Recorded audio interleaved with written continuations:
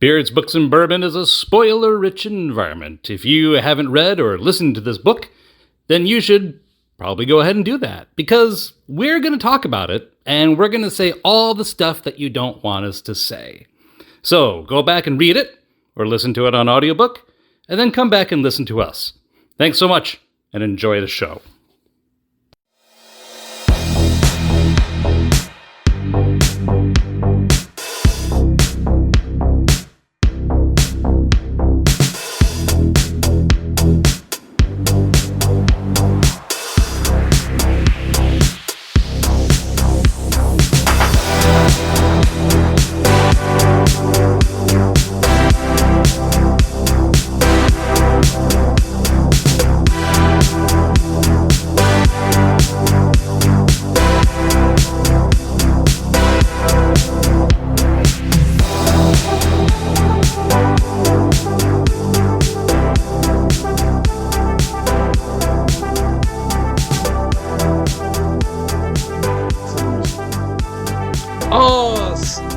Steven, my friend! Hey, Mark. Today is the day. It is. It's 5 years. 5 years, man. And today is Halloween. Halloween. And that means it is our season 5 finale. An anniversary. An anniversary. Happy anniversary. Happy anniversary. Yeah. Did I get a ring? I didn't. Flowers? I mean, I'll take flowers. Maybe another bottle of bourbon? I mean, I'll take the bottle of bourbon over the flowers. We are in lieu of flowers. Season 5. Well played. Thank you. Which Thank is one you. of our bourbons. Yes. Point. Right? Point. Counterpoint. Welcome back, everybody, to Beards, Books, and Bourbon. I am Steven. And I, on Tuesdays and every other Saturday, am Mark. Excellent. It's good to have you, sir. Thank you. Thank you. Welcome back once again as we come to you from our garage studio in Northern Illinois. It's a hot and salty night. It's kind of gross. Steamy. Yeah, and we've got a fire going. We've got a fire going, which we always have to have. Well, I mean, we've got the fire going at this point, trying to just keep the mosquitoes away. That's right. So we're recording this mid-August here now, this episode, so we're still in the thick of the August summer heat. Yeah, all the kids have just gone back to school just in time for a heat wave. That's right. And, you know, it's interesting because it cooled down a couple weeks ago. Now it's ramping back up again right as we go back to school. Yeah, and it's like in the uncomfortable zone. Yeah, I would agree. But we got a really good book for you tonight. Nice little creepy, horror, woodsy, campy type of thing. And a good bourbon that you found to go along with this for tonight, which is outstanding. And I particularly like this author too. Yes, I've read some of his other stuff, and I really like his particular brand. If I read anything else, this might be my first. I think this is your first. It might be my first, or maybe I just have it on my wish list and I haven't gone in on it. He generally writes fairly long books, right? And so it's a commitment. Right. Like the one that we've talked about before. The one that we're going to do, potentially, which is like 32 hours. Yeah, something like that. We've got one coming up. Yeah, but so our author tonight is Chuck Wendig. Yes. And what's our book? The Staircase in the Woods. That's right. So creepy. It was creepy. It had good horror-y. Well, and at the end of the book, he's got final thoughts. Yeah. And he's talking about how he came upon the whole idea of the staircase in the woods. Yeah. That this is something that actually happens. Right. That you'll have a house, for whatever reason, the house will fall down, but the staircase will still be there. Correct. Because like it's a wrought iron staircase or something like that. And it stays. Right. Or a house that's getting built and they run out of money and they never finish it. Well, you live close by to us, so we're up in Northern Illinois, so we are very close to the Lake County, Illinois Forest Preserves. Yes. And you know the one that's right over here near our friends at Golden Eagle and Libertyville. Yes. You know, there's a gate there, right? The Devil's Gate, right? Yes, yes. And there used to be a home there or a building or whatever. It's a gate that goes nowhere. Yeah. And the gate is still there. It's a stone pillars and a wrought iron gate, and it's there. Yep. There's nothing else. In the middle of the grass, in the middle of the forest. Right. It's just the gate. Yeah.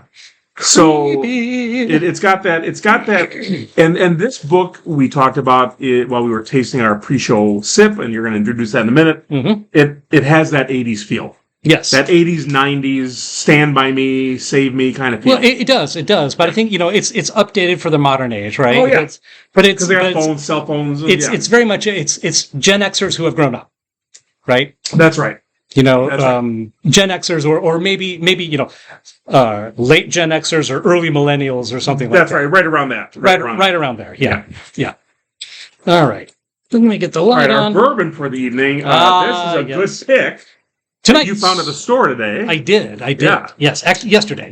But just before we Tonight's bourbon is actually a rye. Tonight's rye is J. Henry & Sons Wisconsin Straight Rye Whiskey, finished in Vino Naranja barrels. And they call it their Reserva Sevilana? Sevillana, probably. Sevillana, I would think. Could be. My Spanish. I don't speak Spanish. My Spanish colleagues will either correct me or celebrate me. That's right. This is batch number 1, bottle number 1861. We have done a lot of tasting of J. Henry at some of the bourbon festivals we go to. We have. But I don't know that we featured one on the show, have we? No, we have not.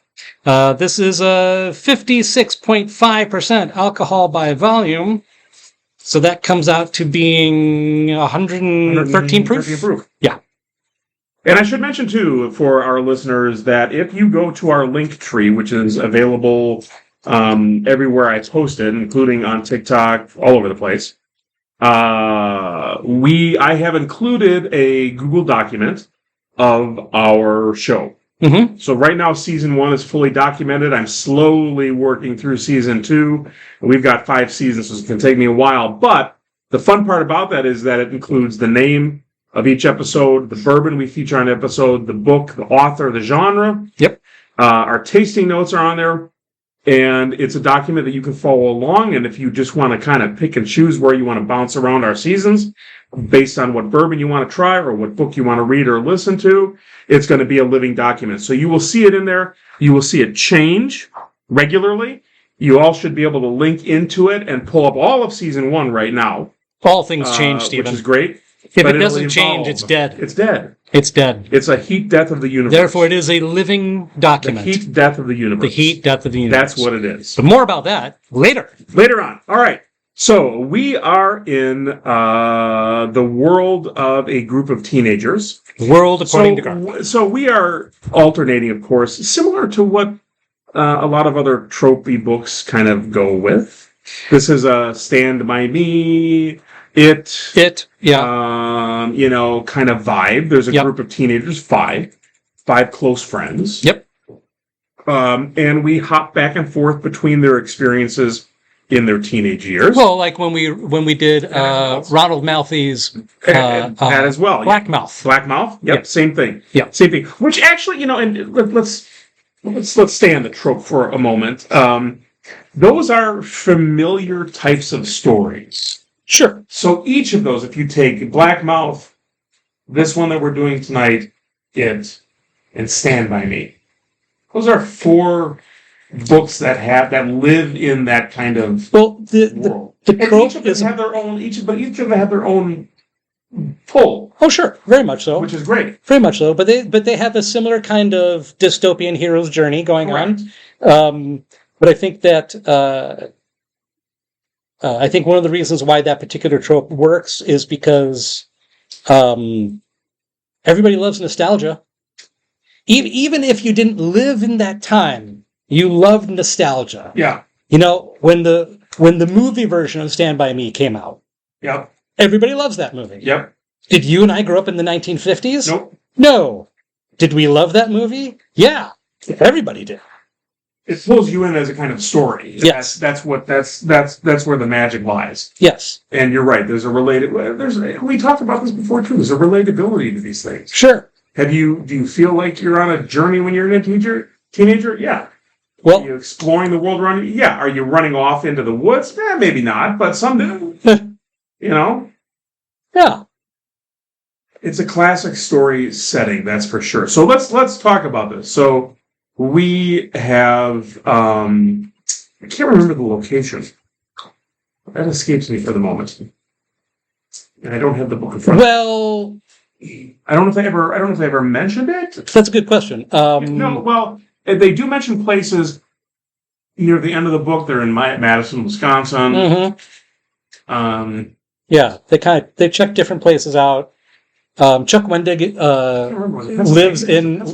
Chuck Wendig lives in Pennsylvania. So maybe it was. So I think it was Pennsylvania. Because there's a whole conversation about a Phillies hat.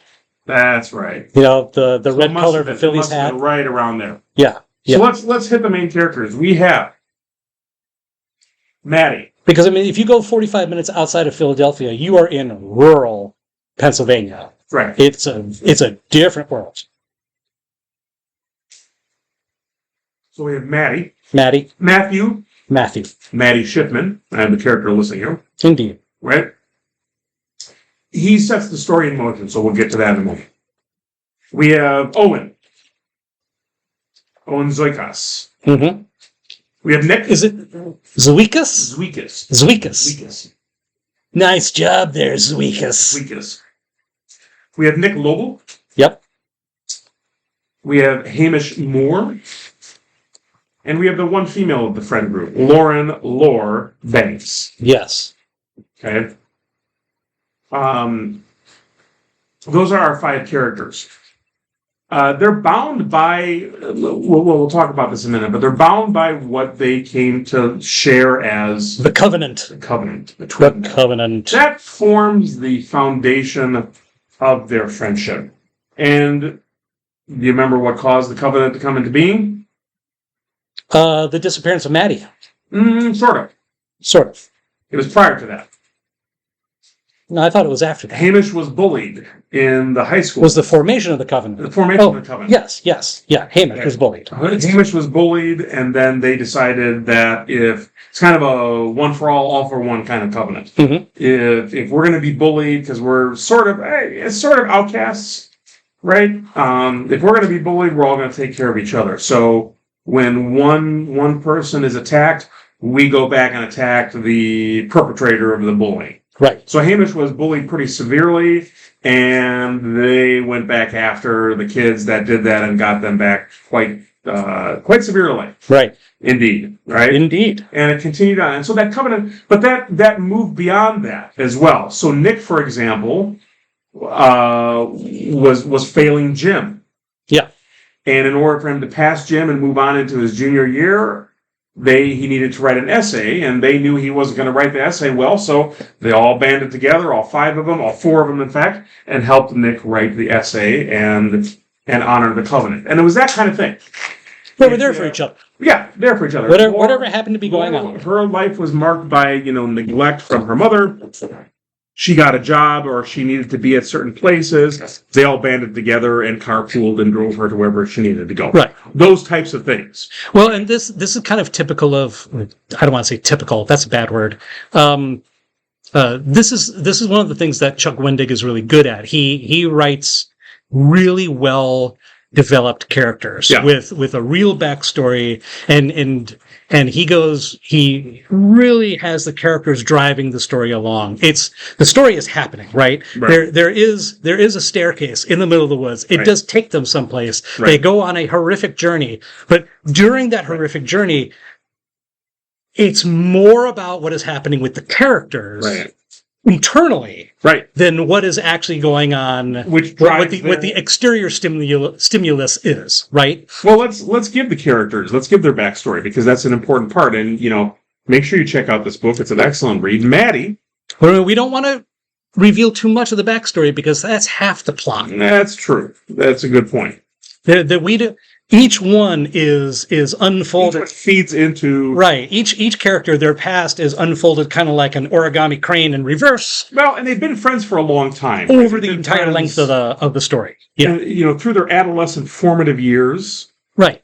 Because the story starts off with Maddie's already gone. Yes. Maddie is gone, presumed dead, because Maddie found a staircase in the woods, and he wanted to see if it went anywhere, and he tried to get the members of the Covenant to go with him, they all said no, and Maddie was angry, and he went up the stairs by himself, and he never came back down. Right. And there's reasons why that happened. Right.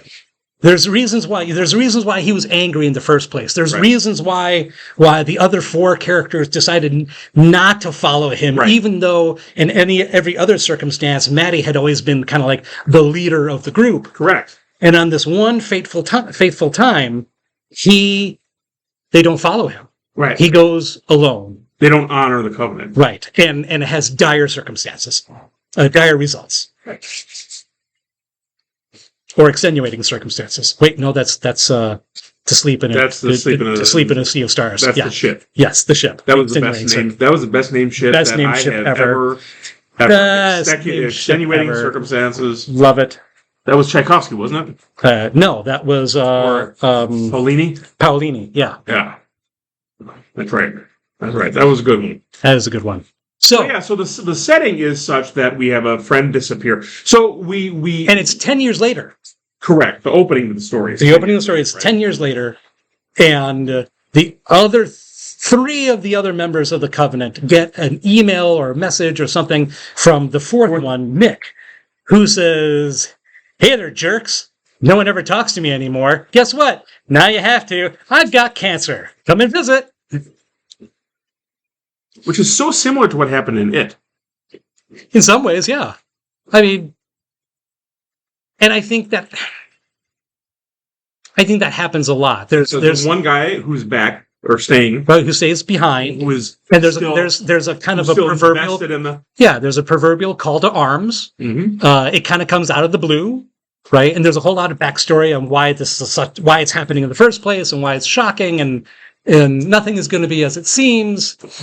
This is very much kind of in that same vein, Right. but I like the way that Wendig does it because it's very much a modern kind of setting, a modern kind of tale. That's right. Right. So it's like an email message that they receive, and it's like, you all have to get out here. Oh, and I know you don't want to get on the plane because you're scared of everything, but Zwikas, you need to get on the plane, okay? I'm dying. You don't get a choice. Right. The covenant. Covenant. Right. I'm invoking the covenant. The setting itself, or the original part of the story when Maddie disappears, Mm-hmm. and the regathering of this group of the remaining four, Mm-hmm. happens in a location that has been a terrifying and mystical and magical place for eons in human history. Mm-hmm. It's the forest. The forest by day is a beautiful nature path. Mostly. Sort of. Mostly. Most of the time. Things that we explore. Speaking as someone who goes to the forest regularly. Correct. You know, there are At certain night, portions of the forest, even during the day, I don't necessarily want to go into. No, and I would agree with you. I am not a person that goes to the forest regularly, and I have notified you of that. Yep. Although Yep. I do love hiking, I do love going into the forest and doing that kind of stuff. At night, however, it has always been a place of mystery. Well, it's a different place. It's dark. Yep. It's unnoticeable. Well, it's a change of population as well. Oh, that's a good point. Daytime animals, diurnal animals and insects, they take refuge. Right. They go to rest. They go to sleep. Right. And all of the nocturnal animals, insects, what have you, they all wake up. Yeah. Now it's their world. Right. And it's a very different world until sunrise again. Well, and you can't see them. Right. Necessarily. Not as a old-fashioned human being. Right. Without the use of technology. Right. Right. You know. And so the forest represents a level of the unknown. Even the hardiest nature, aficionados and the ones that are used to, yourself included, you're in a much more vulnerable position in the woods. Yep. At night. Yep. I mean, you could have all the newfangled technology and tents and hooks and whatever, and you're still at the mercy of being in the wilderness, in the wild, so to speak. Yeah. This is where that staircase is located. So last week, my family and I, we were on vacation. We were staying in a house, not a tent, not a cabin, not a lodge. We were staying at an Airbnb in the Northwoods of Wisconsin. Really nice 3-bedroom house. And when we got up there, I got a message from the owner of the house Yep. saying, by the way, please don't put any of your trash into the dumpster outside by the garage, where there's been sightings of a mama bear and her 2 cubs. There you go. And she's been getting into all the neighborhood's trash cans, and that dumpster would be too enticing for it to resist. So leave all the trash in the laundry room of the house. Don't take it outside. Okay. And don't go out at night with trash either. Yes. So we had to be aware. We had to be careful. Extra careful. Yeah. Right. It's a much different flavor. It's a much different feel. Mm-hmm. And the staircase adds to it, right? Yep. This random staircase, left over, sitting there. And it was a sizable staircase, too. Yes. I don't think he ever actually said how tall it is. No, but it was enough. Tall. Enough to climb. Yes. Right. We weren't talking about... it was enough. It was enough to climb, and it was high enough that they were worried that it was possible that Maddie could have fallen off the edge on the other side and could have hurt himself. Right. Yeah, absolutely. But so it's 10 years later. And each of the remaining 4 have gone in different directions, right? Much different directions. Hamish is married with children and kind of a fitness buff. Which is the exact opposite of who he used to be. Correct. He used to be the cuddly, pot-smoking teddy bear. Well, they all did. They're all druggies. Right. I shouldn't say druggies. That's a really pejorative comment. That is a pejorative. They certainly not in the 80s. In the 80s, they were druggies. They smoked, they drank, they experimented with drugs, LSD, all that kind of stuff. Right. And that was kind of the norm for their teenage years. Yeah. In their adult years, Hamish more. He's a mortgage broker. He's married, kids, all this kind of stuff. Lauren is a very successful game designer. Yes. Owen, not so much. No. Owen works at a bookstore. Yes. But he went to college with Laura, I think. They were planning out games together. And things diverged. And you kind of listen to that story a little bit, but it was a falling apart of sorts. Right. And Owen kind of stalled, and Laura went on without him, and at least professionally, she became very successful. Right. Personally wise, she's got a lot going on. She's got a lot going on. It's a rich story there. Yeah. There's a lot. Yeah. She's a lot. There's baggage to unpack there. Yeah. All of them do, and Nick as well. Nick, I don't remember. Nick does not. Nick is obsessed by the disappearance of Maddie. Right. And that's what relegates him to be the one that calls them all back. Right. And there's a larger story there as well. But he is obsessed with the guilt of having lost his friend. Yes. So and they've all been affected by it. Correct. In one way or another. Correct. They've all moved on with their lives, but at the same time, they have not. That stigma remains. The stigma remains. They lost a friend. In an emotional way, in a mental way, they are all still kind of trapped at the staircase. Well, and they take a certain responsibility for the loss of their friend. Right. That was never really resolved. Right. Manny was presumed dead, but... Right. There was no... There's no body. No. No body was ever found. Right. There was nothing that would ever have given them closure. Right. And the staircase disappeared. Correct. Maddie went up. He didn't come down. They looked away. They looked back, and the staircase was gone. There was no option even for them to try and go and rescue him. Right. In that moment. Right. Right. So nothing even for them to do. Yeah. Right. And that also is another interesting piece to it, which I think Chuck Wendig does a good job in his postscript discussing. Yes. I enjoyed the postscript in many cases, a lot. He said a lot in that postscript that you definitely need to listen to when you're going through if you are Audible people. Right. Right. So let's talk a little bit about, do you want to stay on the staircase for the moment? Do we want to go into where it leads? And again, we want to be careful here too, because when was the publication date on this one? I think it's this year. I think it's this year, and that always is something that Mark and I try to, stay close to in terms of making sure that we respect the publication dates of these types of books and give you an opportunity to go and explore it yourself. Right. But give you a show here that gives you a sense of what we experienced with it. Let's. I think we can talk about. Maybe we'll come back to the staircase in a minute or two. But let's talk about the trauma theme in the story. The trauma that each of them have in some way. Now, we're not going. Mark had mentioned earlier on. I'm leaning back in my rocking chair now. Each character has a backstory that we want you as the readers to explore, because that's an important part about what Wendig does in this story and moves the story forward. Yes. But suffice it to say that the underlying current is one of trauma. And that tends to be something important in books that relate to horror, in fact, or mystery. Well, if we go back to episode 1 of our show. Trauma and coping and lack of coping. Lack of coping or trying to get out of it. Yes.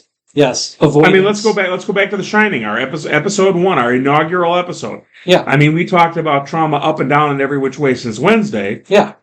For Jack Torrance. For Jack Torrance. The alcoholic. The recovered alcoholic. Yeah. Who stops recovering. Right. And the trauma of the hotel, and the trauma of the outlook, or the overlook. Right. And the trauma of his wife, and the trauma of Danny, and the continued trauma of Danny, and the whole 9 yards. And that digs even deeper when we go into Dr. Sleep. Oh, yes. And we find out that Jack Torrance's father was terrible. Oh, yeah. Terrible, vicious man. Like a vicious man. Yeah. Beat Jack's mother at the dining room table with his cane. Yep. Oh my gosh. And everybody was too afraid to do something about it. That's only a scene that Stephen King can write. Yeah. Yep. Absolutely. It makes you wonder. The human mind is a place of enormous creativity and very, very thick horror. Oh, absolutely. What can be thought of up there is amazing. But, Maddie is not one where you would anticipate to have trauma. Well, so Maddie is the... kind of the quintessential teenage boy. Well, I mean, if this were an experiment, he'd be the control group. That's right. Right? That's right. I mean, as far as we know, Maddie's a perfect kid. Right. The only thing that's wrong with him is that he's not there. He's gone. Nobody knows where he went. That's right. He was busy being the leader, not realizing that, so he led. That he was trying to lead. And, he ends up being the one that goes. Yeah. He ends up not leading because they're staying behind, and he ends up going by himself. So yeah, he's a leader, but he wasn't leading. And there was some implied trauma in his life too. Each of the stories that each of the teenagers in this group have some type of trauma within their families. Yes. Or amongst each other. He is framed as the perfect child, but we all know nobody's perfect. That in and of itself, except for me. Well, of course. That's why we do this podcast. That's right. I wouldn't be able to do this without you. I mean, I sit here in... Only somebody who is perfect could be equal parts hilarious and annoying. With a certain aura around you. That's right. You have aura, my friend. I do. It kind of glows, literally, behind me. It's because I've got a ring light strapped to my back. That's right. Yes. As you walk around the community. That's right. Why is Mark glowing? Mark is glowing. In my robes and sandals. Well, blasphemers, fellow blasphemers, I'm just saying that maybe I might be angelic. I don't know what you're talking about. I was going to go with with the Lord himself. The second bourboning. Second bourboning. Yes, that might be fun. That could be a movie. But even a perfect child, or a quote unquote perfect child, as he is framed, there is some implied, there's the trauma of pressure, the pressure to be perfect, the pressure to high perform, to outperform, to be the perfect child in the community. And we all know that communities have that. The one that is the super student athlete in and out of everything, right? Sure. And the trauma there is one of unrealistic expectations in the world around you. Well, I mean, it's the Breakfast Club. That's right. That's another good example. Yep. Very much so. Don't you forget about me. I'll be along. Okay, never mind. John Hughes, right? John Hughes. Yes. It was, I think it was filmed in Highland Park, I believe. Either Highland Park or Wilmette. Can't quite remember. Pretty much everything of his is in this area, right? Yeah, I mean every movie that he did in the North Shore area of the Chicago suburbs. Yeah. All right. Yeah. So are we? We're about halfway. About halfway. Let's go into our tasting of the bourbon, shall we? Little bourbon time. This is a bourbon that I would like to have in the woods if I ever run into a staircase. Right. And whether or not I decide to go up the staircase or not, if I have the bourbon. But I'd like it with a picnic basket, with some charcuterie meats, yes, some fine cheeses, perhaps some truffles. Indeed. Okay. We're starting to kind of up our game of expectations of the snacks that we have with our bourbon. I mean, maybe we'll have an offshoot. We're having feta stuffed olives tonight. Yeah, we should have an offshoot of our. The classy bourbon tales or something like that, right? So just to make this clear, as if you didn't hear it at the beginning of the show, I don't speak Spanish. Right. I never even took a Spanish class in high school. That's right. I was one of those dorks who decided that I didn't want to be like everybody else, and I took German instead. That's right. You know how much German I use? How much German you use? Bratwurst. Yeah, That's it. Done. Yeah, so I'm going to murder this, but first, here we go. Tonight's bourbon is J. Henry & Sons Wisconsin Straight Rye Whiskey, finished in Vino Naranja barrels. And they call this one the Reserva Sevilana. Sevillana. Yes, that. What he said. Batch number 1, bottle number 1861, 56.5% alcohol by volume or 113 proof. And on the back label has a lot written on it and in very small print. Luckily, they also have it on the website. So it says here, Seville, the capital of Andalusia, Spain, is a city rich in cultural heritage with food, music, and products unique to the region. One such product specific to this region is something I can't pronounce. Vino Naranja del Condado de Huelva. Yeah. We selected Vino Naranja casks from Bodegas Juncalas, a third-generation producer founded in 1946, the same year as Henry Farms, whose family's passion for their craft rivals our own. What this stuff is, it's a white grape wine fortified with sugar, so it kind of sounds like a port, like a white port, and macerated Sevillian orange peels. Sevillian would be, you and me. Well, like I said, I don't speak Spanish. Or any Romance languages, for that matter. I decided to go Germanic, so I can cough up hairballs when I'm speaking. Sevillian orange peels is matured in a Solera system. Any idea what a Solera system is? No, how does it spell? Solera. Solera system. Well, let's look it up. You continue. Yeah, you look it up. Because we did not do the research on that, and that's interesting. So this particular bottle is a 4-grain rye whiskey finished in barrels from this particular program or process to layer the traditional flavors from the sweet and citrusy Spanish dessert wine with the distinctive flavors of our Wisconsin 4-grain rye, honoring tradition and innovation. And then they have tasting notes, which we will talk about. But I think first, I want to go back. We had a pre-show sip. I want to have another sip. Yes. Without ice, and then a sip with ice, and talk about the tasting notes that are listed on the website. Yes. And how close we get to those. The Solera system. Yes. Is a method of aging liquids primarily used for wines like sherry, but also applied to other beverages like rum, whiskey, and vinegar. It involves fractional blending through a series of barrels stacked in tiers, with the oldest liquid at the bottom and the newest liquid at the top. The process ensures a consistent high-quality product by blending the older and the younger liquids over time. As an organized system, barrels are arranged in rows, typically in a pyramid or tiered structure. The lowest row, called the solera, holds the oldest liquid. The rows above the solera, called the cridera, contain progressively younger liquids. Some liquid is drawn from the solera for bottling. It is replenished with the liquid from the next oldest cridera. And the process of drawing and replenishing continues up the tiers, with the younger liquids added to the top. Okay. That's fascinating. That is fascinating. I don't know that we've seen that on a bottle. I don't know that we've seen that. We were neither of us obviously familiar with the term. No. I don't know if that's really fascinating. Yep. Yeah. Absolutely.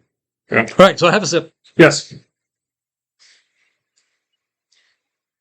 I mean, from the very beginning, I get very light orange, on the nose, and something that's almost kind of creamy.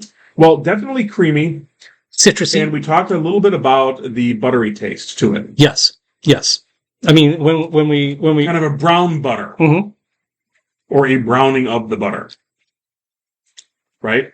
Yeah. I mean, I smell spice when I take my first sip. I taste spice, like cinnamon. Yeah. I think the orange is definitely there, but there's a sweetness too that very much reminds me of dessert. Oh yeah. And it's creamy. It's not a port wine because it's in a different type of barrel. Right. But it has that dessert wine flavor to it. Right. Exactly. But I do like the creamy flavor. You are absolutely correct. This has a distinct, almost a creme brulee custard feel. Yes. To it. Yes. Very much so. And it even tastes the butter, the brown sugar. Yeah. Yeah. I think a little bit of cocoa. You even get that oiliness on your tongue. Yes, absolutely. Right? It's not a crisp pour. No. It's a... Viscous. Yeah. Thick. Yeah. Black blood of the earth. It's good. And you found this today. Yesterday you were... Yesterday. It was a recommendation from a very helpful person. And, yeah, I want something special for this episode. I get a little bit of walnut. If you hold it in your mouth, I get a little bit of walnut on the end. Like okay. A Christmas. I just got a little bit of walnut, like a Christmas walnut on the end. So a little bit of that bitterness? A little bit of that bitterness. A little bit of that nut flavor. Mm-hmm. But the walnut, you know how the walnut skin is a little bit more of a bitter nut than a salty nut? Mm-hmm. Or a crispy nut? Uh-huh. Yes. Any other kinds? No other nuts. No? Just, I want to make sure we cover all the bases. Crispy. Yeah. Salty and crispy. Heavy? We've talked about creamy. Heavy? I mean, this is why we can't be a video show. No, we can't be a video show. We should, though. We should. No, we should not. Because we cannot record ourselves making the gestures that you are currently just making. This is a really excellent bottle. This was a great find. We've done a number of J. Henry tastings at some of the Bourbon Fests we've been at. Do we want to try it with a little ice or water? Sure, we'll get some ice. Yeah, okay. let's grab some ice. Okay. Let me get a couple of cube tastes. Steven! We got some ice in here. We have some ice. Get to the chopper. It mutes the nose for me pretty quickly. Yeah. Kind of totally, There's a little bit of bourbon, a little bit of orange, but there it goes. There's a little sour mash. A little bit of the sour mash comes out a little bit more of spice. It enhances a little bit of the spice for me on the front end of the taste. I don't get that. It mutes a little bit of that. It mutes a little bit of that creaminess, though. See, the burn and the spice both have tamped down for me. Mind you, I'm getting it right on the front end, not on the whole swallow. Yeah, I get a lot more orange. Yeah. A lot more orange. Yeah. That's a good observation. It enhances the orange peel oils. Maybe it's bringing out that. I wonder if that's where that bitterness comes from. I wonder. Yeah. Yeah. This is a really good bottle, Mark. I mean, this is a nice one. This is really good. This is a nice one. It's good. It's good. It's good. It's good. So if I go back to the website here, because I promised that I would do that. Yeah. Okay. So according to them, the nose immediately opens to orange blossom honey, lemon meringue pie. There's that dessert we were talking about, and crema catalana. Ooh, that creaminess too. Yeah, crema catalana. Yep. With orange zest and some grilled pineapple with cinnamon sugar. Yep.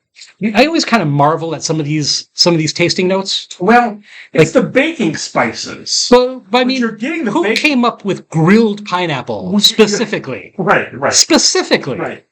Not just pineapple, not sweet citrus. Well, but I think the act of grilling a pineapple, it brings out those sugar tannins. Those it does. Sugars. Well, it caramelizes the sugar. Right. Yeah. Right. Now it says here for the tasting, on the palate, milk chocolate orange, candied orange peels, and some orange dreamsicle with fudge icing on the palate. I've never been a huge fan of chocolate-covered orange peels. Oh, I love them. Until recently. I love them. And I think it's the bourbon that's done that for me. Yes, absolutely. If I see them now, I love candied orange peels. I love chocolate-covered orange peels.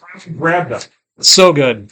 So I tasted a little bit of chocolate when we were sipping it, and obviously we were both tasting orange. Yeah. And that creaminess, that orange dreamsicle, I totally get that. A little bit of the cocoa, a little bit of chocolate. I'm just adding a little bit more of my wood to the fire, so hold on one second. Sure. And it also says burnt sugar and a nice florality. Florality? Florality, like flowers, like botanicals. Yeah, thank you. I got that. I've never heard florality. Like plants. Floral. Like things that glow, things that grow. Are they using Stephen? florality? Things that grow. Is that a word? Like my ego. They can't grow more, can it? I mean, I haven't we stopped. Keep going.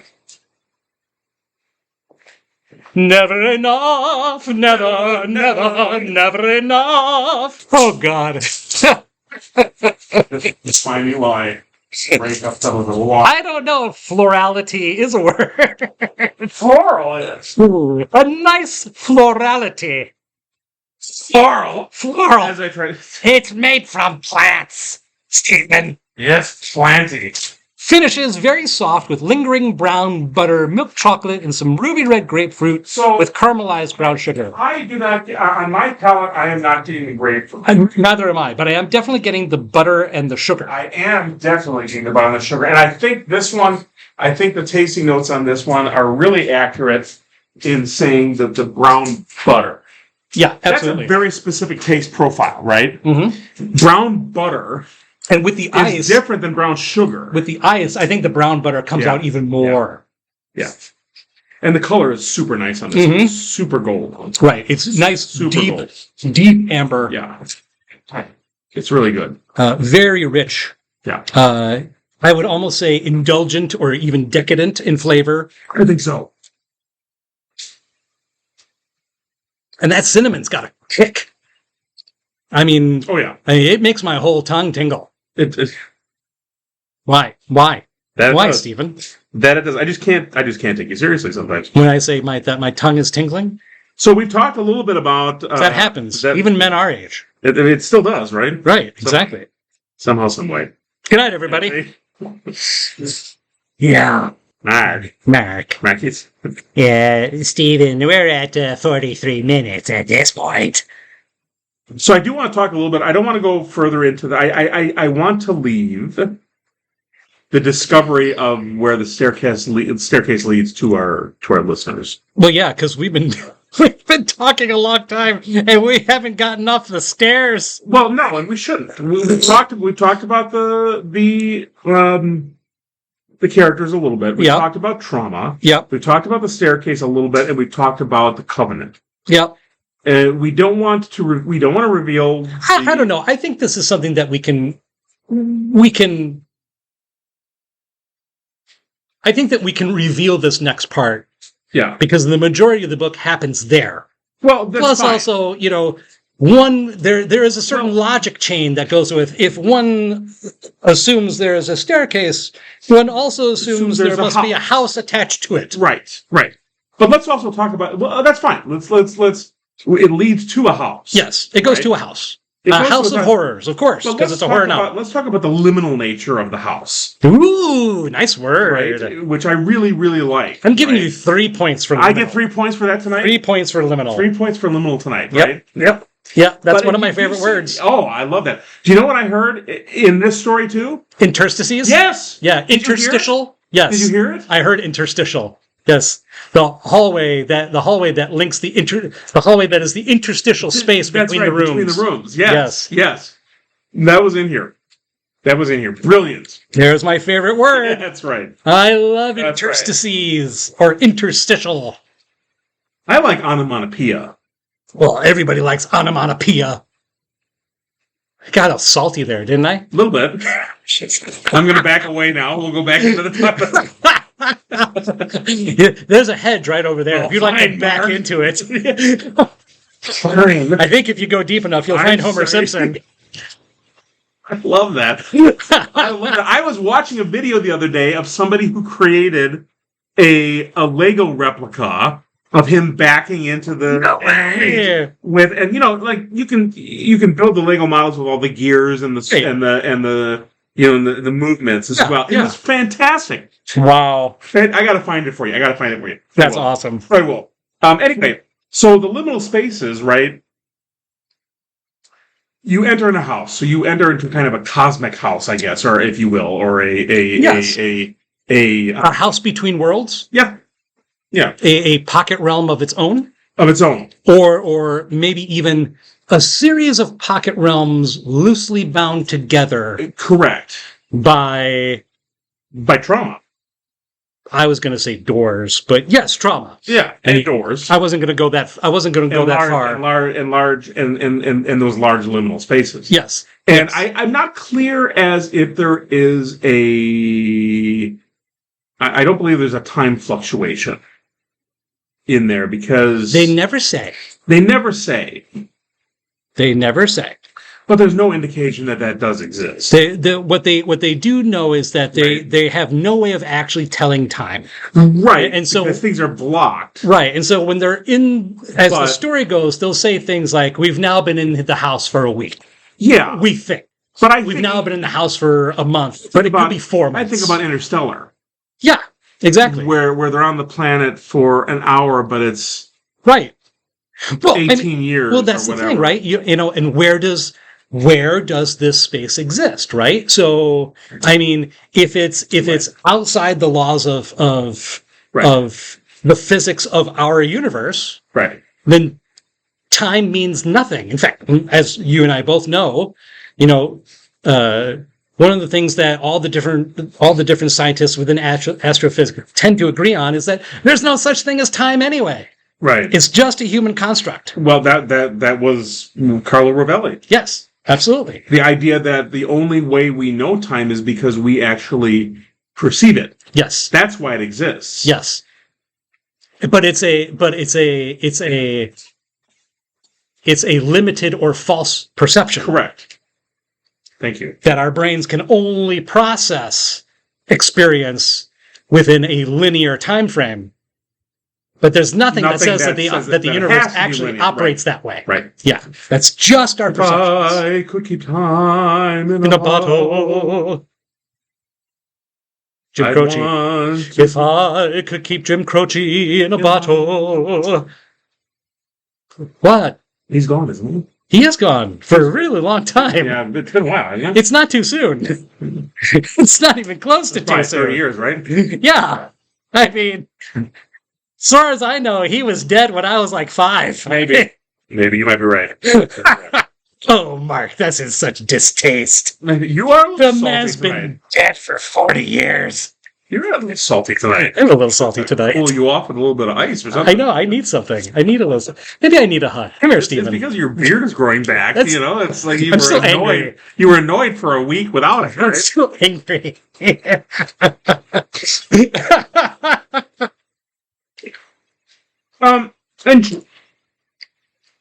Chuck Wendig does a really good job of giving you that uncomfortable feel of the hallways and the doors and the rooms. Everything's uncomfortable. Everything's a little off. It's off. It's a little wrong. It's it's like those dreams you have where you're trying to step forward And you can't. and can't. Yes. Or you're falling and you suddenly jerk forward. It's those. Well, and also like yeah, you're in an old room or a dusty room or something, and you're trying to avoid the worst parts. Yes. And yet, for some reason, all the worst parts are there. All the worst parts are there. Like you put your hand on something and you just put your hand into a pile of mold. Right. Or you grab onto a pipe as support to kind of keep your balance, and you rattle a whole bunch of dust and stuff on top of your head, and it's in your hair. Everything that can happen happens. Yes. In all the worst ways possible. Everything that you don't want. Yes. Want. Exactly. Like teenage girls with their necks slit who think that you look like their ex-boyfriend. It's stuff like that. Creepy. You remind me of him. That splatter? That was the first room! Crawling from under the bed. The first room was basically the ring. Right. Except instead of a well, it was a bed. It was a bed. That's right. It's the ring. That's right. And you don't get 7 days. It just happens. That's right. It was the first room. That's right. And it just gets worse from there. The thumb in the cake. Everything. It kind of reminds me like if you got stuck in the Haunted Mansion and then found out that it was all real. Like the ride is the ride, but if you step off of the ride, then it becomes real. I just saw a and great video not of nearly the guy as who does fun. the voice for that. Yeah. I sent that to you. Was that you? Yeah. That was me. I sent that to you. That was great. Yes. That was great. He's trying the different ways of speaking it. it. Great. Just a distinctive voice. Mm-hmm. 50. All right. Well, we'll wrap it up. Okay. Don't you think? Wrap we it still up. gotta do the oops episode. I'll take it. So we'll talk about that in Wrap it up. I'll take it. Final thoughts. Fabulous Thunderbirds. Fabulous Thunderbirds. That's it. Wrap it up. I'll take it. Fabulous Thunderbirds. All right. Yeah. I'm done. That's it. Game over. I have a question for you, Stephen. I do. Actually, I don't. I have an answer. Rutabaga? Is that the answer? Final thoughts about the book. Well, like I said before at the beginning, I really like Chuck Wendig. I like the way that he writes. I like his imagination. He's a little off center for the tropes that he writes and the genres that he writes in, which is awesome for me because it means that it keeps me guessing. I'm fairly good at figuring out what's going to happen in a book, and I'm not so good with his books. Yeah. He throws me curveballs, and so things surprise me, and that doesn't happen to me nearly as often as it used to. Yeah. So I really enjoy it when it does. Yeah. I think that, like you said, this is a journey through trauma and a journey through regret.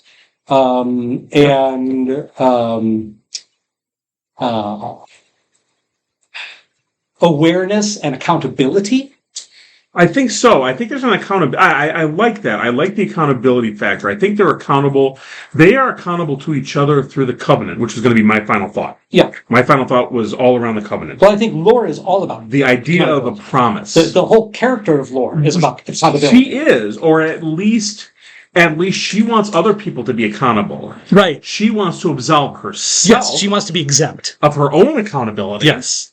In hurting Owen. It's everybody else's fault. But everybody else got to be accountable. Right. She's a success. She wants accountability. She wants to take credit for that. Right. But everybody else has got to fall into place with their accountability for her. Right. Right. They have to take ownership of whatever they did to her. Right. Right. And so that was so. I think for me, the final thought is that whole idea of the covenant. Yes. Promises are a human construct that have a link to the supernatural. Well, because promises are a pillar of civilization. Well, they are, but they're also a pillar of our ideal spiritual need. Yes. I mean, the promise of all promises for people who who are Christians or Buddhists or whatever, is the promise of the eternal. There's something more. Right, there's something more. Yeah. I will take care of you beyond this world. Yes. Right? The promises between humans can't always be fulfilled because sometimes the promises are larger than what human capacity is. Well, yeah. And so the covenant, in this case, the guilt and the trauma supersede what the original intent of the covenant was. It's interesting. I want to, we're at 54 and I don't care. Because I want to get into that for a second. Because I feel like promises, I feel like the expectation of promises was different long ago. 100 years plus. Particularly if we go back in humanity. In humanity. We go back 1,000 years, we go back 2,000 years, we go back 4,000 years. Uh-huh. Promises were long-term things. Uh-huh. And so it wasn't like promises. I feel like promises in today's world are almost transactional. Yeah, I would agree. It's this for that, and it needs to happen within a certain time frame. Correct, because it's even if it's not of some sort. Yes, even if it isn't explicit in the time frame, there's an implied idea that it needs to be soon. Correct. Right?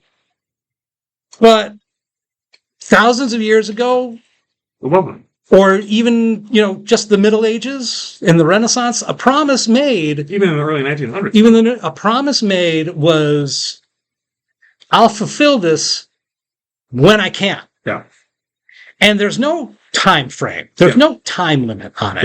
Yep. It is the duty and the belief on the other side that when circumstances align themselves in a certain way, this person who has made a promise will remember that they made that promise. And then when it's viable, they will fulfill. Yep. And that makes those promises a lot more powerful as well. And we see that also in folklore, particularly like in folklore concerning, fairies and things like that, right? Never make a bargain with the fae. Because you don't know. Because they're going to hold you. Because they're going to hold you to it. It might take 100 years, but they're going to hold you to it. Yep. Right? And so it's that idea that if somebody makes a vow or an oath or a promise, that this is something that is binding and doesn't care about time. Yep. That someday that marker will be called in, or that promise has to be kept, right, or fulfilled, or whatever, in order for whatever action word you want to use. And in today's world, politicians promise us stuff all the time. We expect them to lie. And it changes from day to day. And it changes from day to day. Yep. And the expectation is much shorter. And so I feel like that makes the promises less powerful. Yep. And I think it's indicative of the type of age that we live in. Yes. That has been infiltrated by the quickness of the change of information. Yes. Well, and I think one of the things... A long time ago, the exchange of information didn't happen at that rapidity. Right. So if we go back to the book... Getting more wood. I feel like in the covenant, a covenant is a promise. Yep.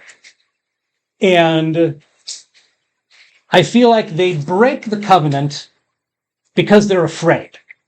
Well, they have their... Right? Very much so. They all have their reasons, but essentially they break the covenant because they are afraid in one level or another. Yep. And because that covenant is broken, something dire happens. Yep. But then as they get trapped inside this house of trauma and regret and memory, they kind of renew the covenant. Well, and what makes the covenant powerful is that it doesn't matter about circumstance or time or convenience. We made a promise to each other that we're going to find Maddie. We made a promise to each other that we're going to get out. We made a promise to each other that we're going to save each other. Right. And by keeping that promise in front of them at all times. That's the accountability that Laura wants. Right. But it's that accountability that gives it power again. Yeah. And we see that, in the end of the book that I won't talk about in explicit terms, at the end of the book, we see that the covenant, that idea of accountability and promise still holds true. Yep. To a much larger scale than what we saw, particularly at the beginning of the book. Right. Well, because at the beginning of the book, you were in a situation where they wanted to avoid whatever had happened. Yes. They don't want the accountability. Right.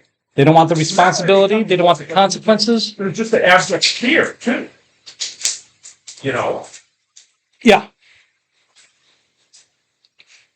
Yeah. There is some good final thoughts. There is one person in the backstory. There's one person who takes accountability to protect everybody else, who keeps the covenant. Yeah. But the rest of them do not. Do not. And again, what we see is that because it did not hold true for the others, the person who stepped out, who tried to take that accountability on behalf of everyone else, that person got screwed. Right. And not because they decided that they were going to take accountability, it's because they were the only one who did. Correct. Which it tends to speak for the courage of a hero in that case, right? Absolutely. The one who stands forward is the one often who has the most to lose. Absolutely. Or who potentially loses the most. Right. Often Does loses right the most. Which is one of the major themes in The Magician King by Lev Grossman, which we still need to do. Yeah. And we will do in season 6. I agree. We're going to have to go back and read those other ones. I got to go back. That's a long time ago now. Yeah. We're talking pre-podcast. Yeah. At least 2 years pre-podcast. Yeah. So at this point, I haven't read that book in 7 years. Yeah. Something like that. Maybe. Yeah. How about final thoughts on the bourbon? This was a great pour. Oh my gosh, this is great. I really enjoyed this. I enjoyed this one. Head on out and buy yourself a bottle of that J. Henry. Wisconsin, what is it? J. Henry and Sons. Naranja. Vino Naranja. Yeah, that was a good find. Vino Naranja barrels. That was a good find. Yeah. Yeah, I like that. Make sure you check us out wherever you download your podcasts. We are all over the place. Well, real quick, J. Henry is produced and bottled by Henry Farms Prairie Spirits in Dane, Wisconsin. Yes.